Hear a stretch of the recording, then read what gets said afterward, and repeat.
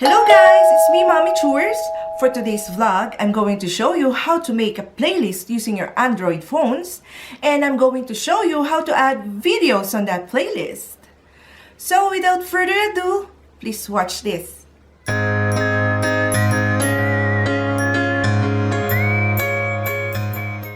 So punta lang po kayo sa YouTube app nyo sa phone nyo, tapos type nyo lang po sa search engine yung channel name nyo. Like for example, yung sa akin, yung channel name ko is Mommy Chores. Tapos, lalabas na po yung mga videos nyo, yung mga upload videos nyo and live stream videos nyo po. Then, mamimili po kayo ng video na gusto nyong ilagay sa playlist na gagawin nyo. Then, choose Save to Playlist. Tapos, lalabas na po itong box. Then, you can see the new playlist up there. I-click nyo lang po yan. Tapos, mag-create na po kayo ng title name ng playlist nyo. Dahil yung video ko na pinili is Pampa Beauty, I want to name my playlist na Pampa Beauty. Dapat po patwitams yan pero nagbago kasi isip ko. Ayan. Pampa Beauty. Bayan, mali spelling. Ayan, and then click nyo lang po yung privacy section, which you can choose 3 options there if you want to publish your playlist to public, unlisted, or private. So for the sake of this tutorial, I will choose private kasi I don't need more playlist in my channel. So puntahan na natin yung channel natin and click natin yung playlist tab sa taas. Then, let's see if the new playlist is there.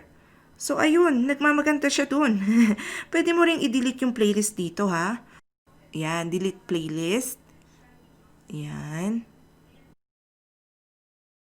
Tapos, ito naman yung ibang options. Kung nagbago ulit isip mo, pwede mo ulit baguhin yung title name ng playlist mo and pwede mo rin lagyan ng description. Andun pa rin yung privacy section. If you want to add another video, ganun ulit yung gagawin natin. So, back.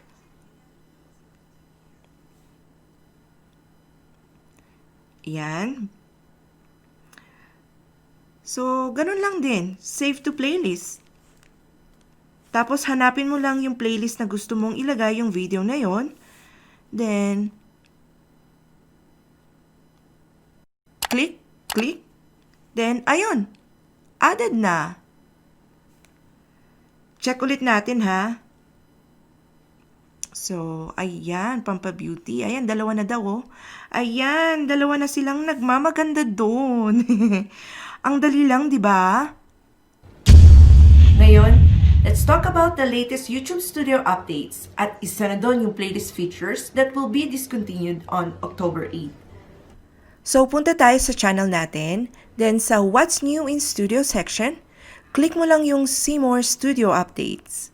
Ayan, nasa Creator Updates tayo. So, dito natin malalaman kung may mga latest updates para sa ating mga YouTubers. So, 2 weeks ago, naglabas ng update si YouTube. So, ito na nga po yun.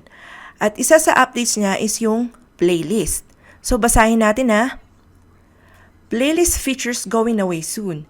The following playlist features will be discontinued starting October 8, 2020 due to low usage, which are video notes, translated playlist titles or descriptions, remove duplicates button, and auto-add. Playlists are core to YouTube and you can still use other features to manage your playlist. So, ano daw? Ang ibig sabihin po, hindi po mawawala ang playlist section sa mga channel natin. Again, hindi po mawawala ang playlist section sa mga channel natin. Ang mawawala lang po is yung 4 na features ng playlist which are video notes, translated playlist titles or descriptions, remove duplicates button, and auto-add. So, pamilyar po ba kayo sa mga yon? Hindi, di ba? Kahit ako rin hindi rin Kaya tatanggalin na ni YouTube yung mga yon.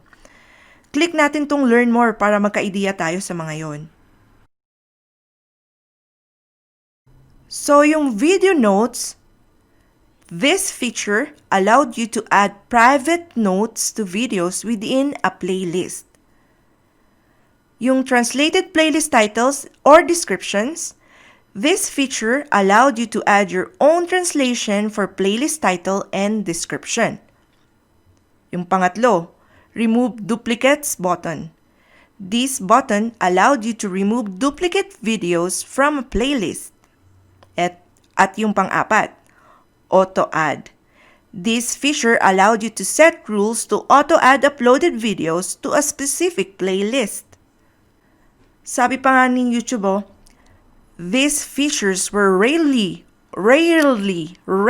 used, and we're removing them to focus on improving creator features. So, basa pa tayo. Playlists are core to YouTube, and you can still use other features to manage your playlist. So, open natin yung other features na sinasabi ni YouTube, ha? So, ayan, pwede ka pa rin mag-create and manage your playlist, share videos, share playlist, use enhanced playlist, save videos to watch later. Again, yung playlist section sa mga channel natin or sa channel natin ay hindi mawawala. Huwag po tayong matatakot, huwag po tayong magpapanik, at lalong-lalo na po, huwag po tayong mag-create ng fake news. So, hanggang dito na lang po mga ka-churs. And if you find this video helpful, please give me a thumbs up. And if you haven't subscribed to my channel yet, please subscribe to my channel and isama nyo na rin po yung bell notification para lagi po kayong updated sa mga bagong uploads ko. So, see you next time! Bye-bye!